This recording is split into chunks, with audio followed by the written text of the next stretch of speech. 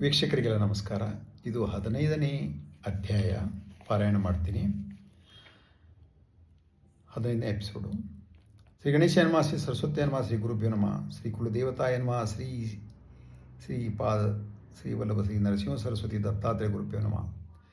ಬಾಲಾರ್ಕ ಪ್ರಭಮೀಂದ್ರ ನೀಲಜಟಿಲಂ ಭಸ್ಮಾಂಗರಾಗೋಜ್ವಲಂ ಶಾಂತಂ ನಾದವಿಲ್ನ ಚಿತ್ತಪವನಂ ಶಾರ್ದೂಲ ಚರ್ಮಾಂಬರಂ ಬ್ರಹ್ಮಜ್ಞಸನಕಾದಿಭಿ ಪರಿವೃತಂ ಸಿದ್ಧೈ ಸಮಾರಾಧಿತಂ ದತ್ತಾತ್ರೇಯಮುಪಾಸ್ಮಹೇ ಹೃದಯ ಮುದಾ ದೇಹ ಸದಾ ಯೋಗಿಭಿ. ಈ ಹಿಂದೆ 14ನೇ ಅಧ್ಯಾಯದಲ್ಲಿ ಗುರುಗಳು ಸಾಯಂ ದೇವನಿಗೆ ಆಶೀರ್ವದಿಸಿ ಆಯುಷ್ಮಾನ್ ಭವ ಅಂತ ಹೇಳಿ, ನಿನಗೇನು ಇವನ ರಾಜ ಏನೂ ಮಾಡಲು ಸಾಧ್ಯವಿಲ್ಲ, ನೀನು ಹೋಗ್ಬಾ, ನೀನು ಜೀವಂತವಾಗಿ ಬರ್ತೀಯ ಅಂತ ಹೇಳ್ತಾರೆ. ಅವಾಗ ಇವನ ರಾಜನ ಹತ್ರ ಬರ್ತಾನೆ ಸಾಯಂ ದೇವ. ಅವನು ಅಂತಃಪುರದಲ್ಲಿ ಕೋಪದಿಂದ ಹೋಗುವಾಗ ಪ್ರೇಹ ತಪ್ಪಿ ತಲೆ ಸುತ್ತಿ ಬಿದ್ದು ಅವನಿಗೆ ಕನಸಿನಲ್ಲಿ ಒಬ್ಬ ಬ್ರಾಹ್ಮಣನ ತುಂಡು ಆಗಿ ಕತ್ತರಿಸುತ್ತಿರುವುದನ್ನು ಕನಸು ಬೀಳುತ್ತೆ. ಅವನಿಗೆ ಎಚ್ಚರವಾಗಿ ನೋಡಿ ಸಾಯಂ ದೇವನ ಪಾದದ ಕಾಲ ಮೇಲೆ ಬಿದ್ದು, ನನಗೆ ಅರಿವಿನ ತಪ್ಪಾಗಿದೆ, ನಾನು ತುಂಬ ಬಾಧೆಪಡಿಸಿದ್ದೇನೆ ಅಂತ ಅವನು ಸತ್ಕರಿಸಿ ನೀನು ಹೋಗ್ಬೋದು ಅಂದಮೇಲೆ ಸಾಯಂ ದೇವ ಗುರುಗಳ ಹತ್ತಿರ ಬಂದು ಎಲ್ಲ ವೃತ್ತಾಂತ ಹೇಳಿದ ಮೇಲೆ ಗುರು ಅವಾಗ ನಾವು ಹೇಳ್ತಾನೆ, ನಿಮ್ಮಿಂದ ನನ್ನ ಜೀವ ಉಳಿಸಿಕೊಂಡೆ, ನೀವು ಜೀವ ಉಳಿಸಿದರೆ ನಾನು ನಿಮಗೆ ನಿರಂತರವಾಗಿ ನನ್ನ ಜೀವ ಇರುವವರೆಗೆ ನಿಮ್ಮನ್ನು ಸೇವೆ ಮಾಡ್ತೀನಿ ಅಂತ ಗುರುಗಳು ಹೇಳ್ತಾರೆ. 16 ವರ್ಷಗಳಾದ ಮೇಲೆ ಮತ್ತೆ ಇಲ್ಲಿ ಬರ್ತೀವಿ, ಆವಾಗ ನೀನು, ಈಗ ನಾವು ಮಹತ್ವ ಕಾರ್ಯಕ್ಕೆ ಹೋಗ್ತಾ ಇದ್ದೀವಿ, ಆವಾಗ ನೀನು ಸಹಕುಟುಂಬದೊಂದಿಗೆ ಬಂದು ನಮ್ಮ ದರ್ಶನ ಪಡಿಬೋದು ಅಂತ ಹೇಳ್ತಾರೆ.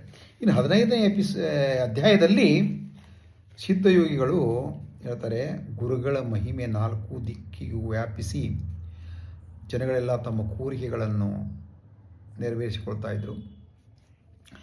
ಕೆಲವರು ದುಷ್ಟರು ಭಕ್ತರ ವೇಷದಲ್ಲಿ ಬರ್ತಾ ಇದ್ದರು. ಅದಕ್ಕೆ ಅವರು ಏನು ಮಾಡಿದರು, ಸ್ವಲ್ಪ ಈ ವೈದ್ಯನಾಥದಲ್ಲಿದ್ದರು, ಗುಪ್ತವಾಗಿ ಇದ್ದರು. ನೋಡಿ, ಹಿಂದೆ ಪರಶುರಾಮರು ದುಷ್ಟ ರಾಜರನ್ನು ಸೋಲಿಸಿ ಅವರ ಭೂಮಿಯನ್ನು ಸಜ್ಜನರಿಗೆ ದಾನ ಮಾಡ್ತಾ ಇದ್ದರು. ಆದರೆ ಅವರು ಸಹ್ಯಾದ್ರಿ ಪರ್ವತಕ್ಕೆ ಹೋಗಿ, ಕೊಂಕಣ ದೇಶದಲ್ಲಿದೆ ಇದು, ಅಲ್ಲಿ ಹೋಗಿ ತಪಸ್ಸು ಮಾಡುವಾಗ ದುರಾಶಾಪರರು ಬಂದು, ಕೆಲವರು ಬಂದು ದುಷ್ಟರು ಬಂದು ಭೂಮಿಯನ್ನು ದಾನ ಪಡೆಯಲು ಕೇಳ್ತಾ ಇದ್ದರು. ಅದನ್ನು ಬೇಸತ್ತು ಪರಶುರಾಮರು ಸಮುದ್ರದಲ್ಲಿ ಅದೃಶ್ಯರಾದರು. ಗುರುಗಳು ಅದಕ್ಕೆ ವೈದ್ಯನಾಥದಲ್ಲಿ ಗುಪ್ತವಾಗಿರ್ತಾರೆ, ಯಾಕಂದರೆ ಅವರು ಸಜ್ಜನರನ್ನು ಉದ್ಧರಿಸಲಿಗೂ ಬಂದಿರ್ತಾರೆ. ಇಲ್ಲಿ ಶ್ರೀ ಗುರುಗಳು ತಮ್ಮ ಶಿಷ್ಯರನ್ನು ಕರೆದು ಹೇಳ್ತಾರೆ, ಉಪನಯನಾದಿ ವಿಧಿಗಳ ಧರ್ಮ ಹೇಗೆ ಅನುಸರಿಸಬೇಕು, ಹೇಗೆ ಜೀವನ ಮಾಡಬೇಕಂತ ಹೇಳ್ತೀನಿ ಅಂತ ಕರೆದು ಹೇಳ್ತಾರೆ. ಉಪನಯನಾದಿ ವಿಧಿ ಸಂಸ್ಕಾರಗಳಿಂದ ದ್ವಿಜನಾದ ಬ್ರಹ್ಮಚಾರಿ ವೇದಾಧ್ಯಯನ ಮಾಡುತ್ತಾ ಭಕ್ತಿಯಿಂದ ಗುರುವಿನ ಸೇವೆ ಮಾಡಬೇಕು, ಹಗಲು ನಿದ್ರಿಸಬಾರದು, ದೊರೆತ ಭಿಕ್ಷೆಯನ್ನು ಗುರುವಿಗೆ ಸಮರ್ಪಿಸಿ ಗುರುಗಳು ಕೊಟ್ಟದ್ದನ್ನು ಮಾತ್ರ ಭುಜಿಸಬೇಕು. ಆಮೇಲೆ ನಿರಂತರ ವಿದ್ಯಾಭ್ಯಾಸ ಮಾಡುತ್ತಾ ಇರಬೇಕು, ವೇದವನ್ನು ಓದುತ್ತಾ ಇರಬೇಕು, ಗುರುವಿನ ಆಜ್ಞೆಯಂತೆ. ಆಮೇಲೆ ಏನು ಮಾಡಬೇಕು, ಕೊನೆಗೆ ಗುರುದಕ್ಷಿಣೆ ಸಮರ್ಪಿಸಿ ಸಮಾವರ್ತನ ಹೋಮ ಮಾಡಿ ಗುರುವಿನ ಆಜ್ಞೆಯಂತೆ ಯೋಗ್ಯ ಕನ್ಯೆಯನ್ನು ಮದುವೆಯಾಗಿ ಗೃಹಸ್ಥಾಶ್ರಮ ಸೇರಿ ಮುಂದೆ ತಮ್ಮ ಮಕ್ಕಳು ಯುಕ್ತ ವಯಸ್ಸಿನವರಾದ ಮೇಲೆ ಅವರಿಗೆ ಸರ್ವಸ್ವವನ್ನು ವಹಿಸಿ, ಮನೆ ಎಲ್ಲ ತಮ್ಮ ಅಧಿಕಾರ ಎಲ್ಲ ವಹಿಸಿ, ರಾಜ್ಯವನ್ನು ವಹಿಸಿ ಭಾರ್ಯ ಜೊತೆಗೆ ಅರಣ್ಯದಲ್ಲಿ ಬಂದು ವಾಸಿಸಬೇಕು. ನಂತರ ಭಾರ್ಯೆಯ ಅನುಮತಿ ಪಡೆದು ಸನ್ಯಾಸಿಯಾಗಬೇಕು. ಜಪ, ಭಿಕ್ಷಾಟನೆ, ಧ್ಯಾನ, ಅರ್ಚನೆ, ಧರ್ಮ ಪಾಲಿಸಬೇಕು. ಹಗಲು ನಿದ್ರಿಸಬಾರದು. ಬಿದಿರು, ಸೋರೆಕಾಯಿ, ಕಟ್ಟಿಗೆ, ಮಣ್ಣಿನ ಮಡಕೆಗಳಲ್ಲಿ ಪಾತ್ರೆಗಳಲ್ಲಿ ಮಾತ್ರಗಳನ್ನು ಉಪಯೋಗಿಸಬೇಕು. ಕೈಯಲ್ಲಿ ದಂಡ ಹಿಡಿಯಬೇಕು. ಹಗಲು ಮಾತ್ರ ಊಟ ಮಾಡಬೇಕು. ನಿರಂತರ ತೀರ್ಥಯಾಟನೆ, ಪುಣ್ಯಕ್ಷೇತ್ರ ದರ್ಶಿಸಬೇಕು. 3 ಹಗಲಿಗಿಂತಲೂ ಹೆಚ್ಚಾಗಿ ಯಾವ ಊರುಗಳಲ್ಲೂ ಇರಬಾರದು ಹೇಳಿ ಆ ಗೃಹಸ್ಥ ಶಿಷ್ಯರನ್ನು ಅವರವರ ಮನೆಗಳಿಗೆ ಕೊಟ್ಟು ಕಳಿಸ್ತಾರೆ. ಇನ್ನು ಬ್ರಹ್ಮಚಾರ್ಯ ಶಿಷ್ಯಗಳು ಇವ್ರ ಹತ್ರ ಇರ್ತಾರಲ್ಲ, ಅವ್ರಿಗೆ ಹೇಳ್ತಾರೆ, ನೀವೆಲ್ಲರೂ ತೀರ್ಥಯಾತ್ರೆಗೆ ಹೊರಡಿ. ಶ್ರೀಶೈಲಕ್ಕೆ ಹೋಗಿ ನಾವು ಬರ್ತೀವಿ. ಅಲ್ಲಿ ಈ ಬಹುಧಾನ್ಯ ಸಂವತ್ಸರ ಬಂದಾಗ ನಾವು ನಿಮಗೆ ಶ್ರೀಶೈಲದಲ್ಲಿ ದರ್ಶನ ಕೊಡ್ತೀವಿ ಅಂತ ಹೇಳ್ತಾರೆ. ಅದೇ ಥರ ಶಿಷ್ಯರು ತೀರ್ಥಯಾತ್ರೆಗೆ ಅವ್ರಿಗೆ ನಮಸ್ಕರಿಸಿ ಆಶೀರ್ವಾದ ತಗೊಂಡು ಹೊರಡ್ತಾರೆ. ಆದರೆ ಹೊರಡೋಕ್ಕಿಂತ ಮುಂಚೆ ಕೇಳ್ತಾರೆ ಒಬ್ಬರು ಶಿಷ್ಯರು, ಯಾವ ಯಾವ ಕ್ಷೇತ್ರಗಳನ್ನು ದರ್ಶಿಸಬೇಕು, ಯಾವ ನದಿಗಳನ್ನು ನಾವು ಸೇರಬೇಕು ಅಂತ ಹೇಳಿ ಅಂದಾಗ ಗುರುಗಳು ಹೇಳಲು ಶುರು ಮಾಡ್ತಾರೆ. ಕಾಶಿಗೆ ಹೋಗಿ ಗಂಗೆಯನ್ನು ಸೇವಿಸಿ ಗಂಗಾ ಯಾತ್ರೆ ಮಾಡಿ ಅನಂತರ ಯಮುನಾ ಸರಸ್ವತಿ ನದಿಗಳನ್ನು ಕೂಡ ಸೇವೆ ಮಾಡಿ ಅದರಿಂದ ಪಿತೃದೇವತೆಗಳಿಗೆ ಸಂತೃಪ್ತಿಯಾಗುತ್ತದೆ, ಶಾಶ್ವತ ನಿಮಗೆ ಬ್ರಹ್ಮಲೋಕ ಪ್ರಾಪ್ತಿಯಾಗುತ್ತದೆ.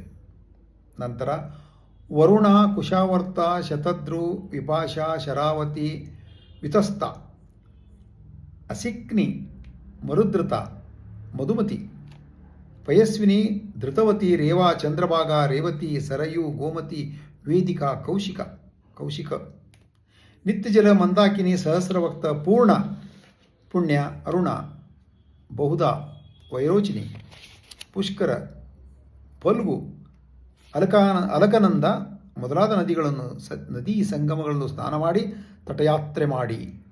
ಹಾಗೆ ಶ್ರೀಶೈಲ, ಅನಂತ, ರಾಮೇಶ್ವರ, ಸೇತುಬಂಧ, ಶ್ರೀರಂಗ, ಪದ್ಮನಾಭ, ನೈಮಿಷಾರಣ್ಯ, ಪುರುಷೋತ್ತಮ, ಮಹಾಲಯ, ಕೇದಾರ, ಕೋಟಿರುದ್ರ, ಮಾತೃಕೇಶ, ಕುಬ್ಜತೀರ್ಥ, ಕುಕಾಮುಖಿ, ಪ್ರಸಾದ ತೀರ್ಥ, ವಿಜಯತೀರ್ಥ, ಚಂದ್ರತೀರ್ಥ, ಗೋಕರ್ಣ, ಶಂಖಕರ್ಣ ಎನ್ನುವ ತೀರ್ಥಗಳಲ್ಲೂ ಸ್ನಾನ ಮಾಡಿ. ಹಾಗೆ ಅಯೋಧ್ಯ, ಮಧುರಾ, ಮಾಯಾ, ಕಾಂಚಿ, ದ್ವಾರಕಾ, ಸಾಲಗ್ರಾಮ, ಶಬರಗ್ರಾಮಗಳನ್ನು ದರ್ಶಿಸಿ ಸವ್ಯ ಮಾರ್ಗದಲ್ಲಿ 3 ಸಲ ಗೋದಾವರಿ ತಟಯಾತ್ರೆ ಮಾಡಿದರೆ ಪಾಪಗಳೆಲ್ಲ ನಾಶವಾಗಿ ಜ್ಞಾನ ಉಂಟಾಗುತ್ತದೆ. ಹಾಗೆಯೇ ಭೀಮೇಶ್ವರ, ಪಂಜರ, ಕುಶತರ್ಪಣ, ಪೂರ್ಣ, ಕೃಷ್ಣವೇಣಿ, ತುಂಗಭದ್ರ, ಪಂಪಾ, ಭೀಮಾ ನದಿಗಳ ತಟಯಾತ್ರೆ ಮಾಡಿ ಹರಿಹರ ಕ್ಷೇತ್ರ, ಪಾಂಡುರಂಗ ಕ್ಷೇತ್ರ, ಮಾತುಲಿಂಗ ದರ್ಶನ ಮಾಡಿ ಗಂಧರ್ವಪುರ, ಗಾಣಗಾಪುರ ಉತ್ತಮವಾದ ಕ್ಷೇತ್ರ. ಅಲ್ಲಿ ಅನೇಕ ತೀರ್ಥಗಳಿವೆ. ಅಲ್ಲಿನ ದೇವತೆಗಳು ಸುಲಭವಾಗಿ ವರ ನೀಡುತ್ತಾರೆ. ಅಲ್ಲಿ ಭೀಮಾವರಜ ನದಿ ಸಂಗಮವಿದೆ. ಅಲ್ಲಿನ ಅಶ್ವತ್ಥ ವೃಕ್ಷ ಸಾಕ್ಷಾತ್ ಕಲ್ಪವೃಕ್ಷವೇ. ಅದರ ಎದುರಾಗಿ ನರಸಿಂಹ ತೀರ್ಥ, ಅದರ ಪೂರ್ವದಲ್ಲಿ ಪಾಪನಾಶ ತೀರ್ಥ, ಅದರ ಪಕ್ಕದಲ್ಲಿ ರುದ್ರಪಾದ ತೀರ್ಥ, ಚಕ್ರತೀರ್ಥ, ನಂತರ ಕೋಟಿ ತೀರ್ಥ, ಮನ್ಮಥ ತೀರ್ಥಗಳಿವೆ. ಅಲ್ಲಿಯೇ ಕಲ್ಲೇಶ್ವರನಿದ್ದಾನೆ. ಗಂಧರ್ವಪುರ ಸಾಟಿ ಇಲ್ಲದ ಸಿದ್ಧ ಭೂಮಿಯಾದ್ದರಿಂದ ಅಲ್ಲಿ ಅನುಷ್ಠಾನ ಮಾಡಿದರೆ ಅತಿ ಶೀಘ್ರ ಅಭಿಷ್ಟಗಳು ನೆರವೇರುತ್ತವೆ. ತುಂಗ, ಭದ್ರಾ ನದಿಗಳ ಸಂಗಮ,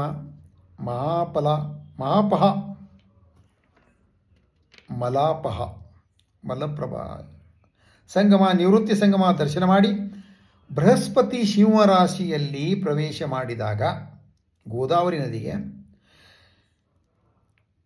ಕನ್ಯಾ ರಾಶಿಗೆ ಬಂದಾಗ ಕೃಷ್ಣ ನದಿಗೆ, ತುಲಾರಾಶಿಗೆ ಬಂದಾಗ ತುಂಗಭದ್ರೆಗೆ ಅಂದರೆ ಬೃಹಸ್ಪತಿ.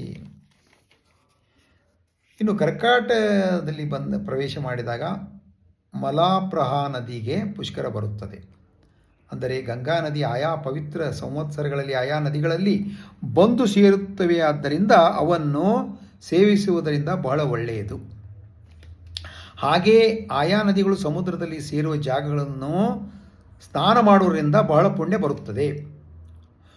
ಇನ್ನು ಕುಂಭಕೋಣ, ಕನ್ಯಾಕುಮಾರಿ, ಮತ್ಸ್ಯತೀರ್ಥ, ಪಕ್ಷಿತೀರ್ಥ, ಧನುಷ್ಕೋಟಿ, ಕೊಲ್ಲಾಪುರ, ಕರ್ವೀರ, ಮಹಾಬಳೇಶ್ವರ ದರ್ಶನ ಮಾಡಿ ಬಿಲ್ಲವಟಿ, ವರುಣ ಸಂಗಮ, ಕೃಷ್ಣ ತೀರದಲ್ಲಿರುವ ಋಷಿಗಳ ಆಶ್ರಮವನ್ನು ದರ್ಶನ ಮಾಡಿ ಕೃಷ್ಣ ತೀರ್ಥದಲ್ಲಿ, ಅಮರಪುರ ಬಳಿ ಇರುವ ಕೃಷ್ಣವೇಣಿ, ಪಂಚನದಿ ಸಂಗಮದಲ್ಲಿ 3 ನದಿ ಸ್ನಾನ, ಉಪವಾಸ ಮಾಡಿದರೆ ಎಲ್ಲ 3 ದಿನ ಸ್ನಾನ, 3 ನದಿ ಅಲ್ಲ, ಪಂಚನದಿ ಸಂಗಮದಲ್ಲಿ 3 ದಿನ ಸ್ನಾನ ಮಾಡಿ ಉಪವಾಸ ಮಾಡಿದರೆ ಎಲ್ಲ ಕೋರಿಕೆಗಳು ತೀರುವುದೇ ಅಲ್ಲದೆ ಪರಮಾರ್ಥವೂ ಕೂಡ ಲಭಿಸುತ್ತದೆ.